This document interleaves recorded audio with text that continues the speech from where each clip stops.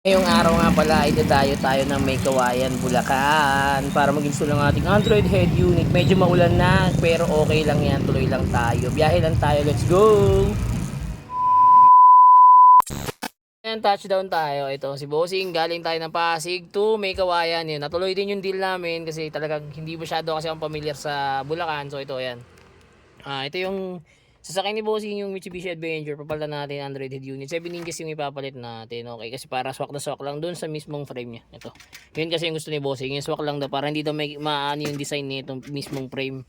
Kumbaga parang stock pa rin yung tignan. Okay. Kapitan. 1,000 years later. Tapos na tayo mag-install. 7 inches sa Android yung nilagay natin kasi gusto ni Bossing yung sakto lang daw. Then ito yung reverse camera natin mga Bossing. Ayan.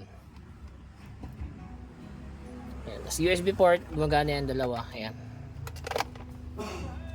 Ayan. So mga gusto po mag-avail, drop message lang.